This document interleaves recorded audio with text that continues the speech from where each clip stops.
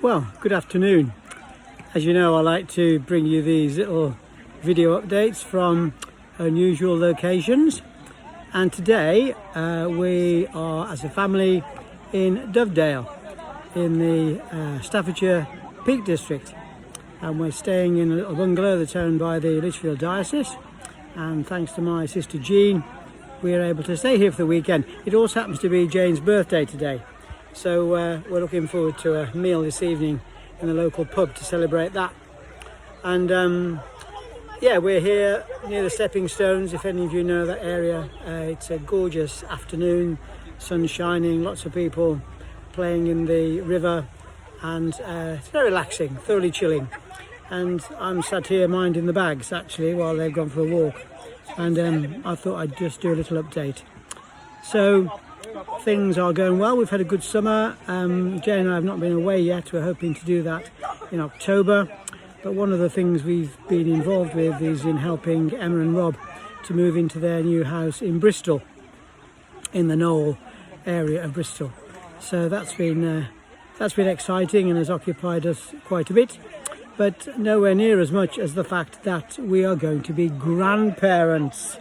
So Jane and I are expecting a granddaughter in January, so we're told. Emma and Rob are absolutely delighted, and so we look forward to all that will entail moving into the future.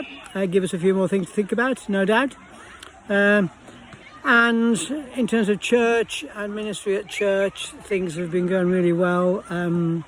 I am happy to report that I've now conducted a marriage.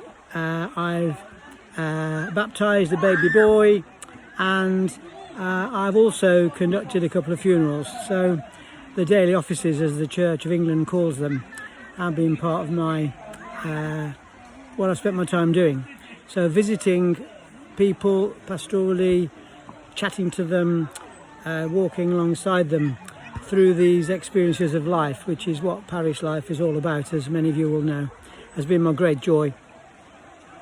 Still quite a bit of use of Chapel House. In fact, as I speak, we've got an Airbnb couple in there this weekend. We're using in between ministry times and retreats and things like that, we look upon it as a way of bringing in some extra income. So there's a couple in there this weekend, but generally it's used for individual leaders to come on retreats, for church alpha groups, and there's no shortage of those kind of bookings.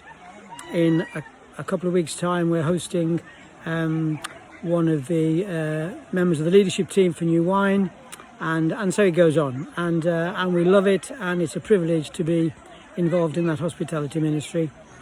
What else is going on? Still doing a fair bit of mentoring. My caseload of mentees and coachees has not at all diminished. It just requires a bit more planning on my part, and far more to happen online actually, which I've got quite used to. As you know, I've reported back on that before, but it still continues to be one of the most stimulating, satisfying things that I do. But more people coming to visit me at the chapel, in my den, or online than visiting in person these days. But people accept that, and I still find that the online method can work very well. It's a different kind of approach, but it can work well.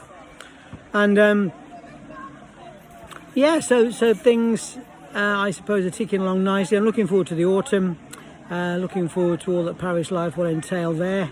I have to remind myself sometimes that I am only 2 days a week in the parishes and 2 Sundays a month, whereas I don't tend to think part-time. You know what I'm like, all of you. I think full-time, and my vision is vast, and it's all about people. It's all about relational work.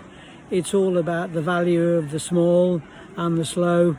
I'm just reading a book at the moment called The 3 Mile an Hour God, and he speaks about the highest form of love being attentiveness to what's going on around us. I led a retreat day this last week for St Mark's Church in Grimsby alongside my great pal Matt Rogers, who was the vicar there, and that was one of the things we were thinking about during the day, is the value the priceless nature of being attentive to people, demonstrating God's love to them through not rushing, through good listening, through being available, and sometimes just to listen when there isn't much to say sometimes in what people are facing.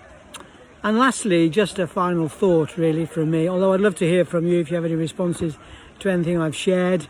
We appreciate your support as ever, your prayer support, your financial support, your encouragement. It means a lot. One of the things that the Diocesan Director of Ordinance said to a group of us curates was about the privilege of actually giving a wafer or a piece of bread to a communicant and to say the body of Christ. That's what it all boils down to. We are placing Jesus at that moment into the centre of people's lives, into the centre of the joy and celebration that goes on, but also into the centre and right at the heart of the pain, the brokenness, the difficulty that people are often encountering.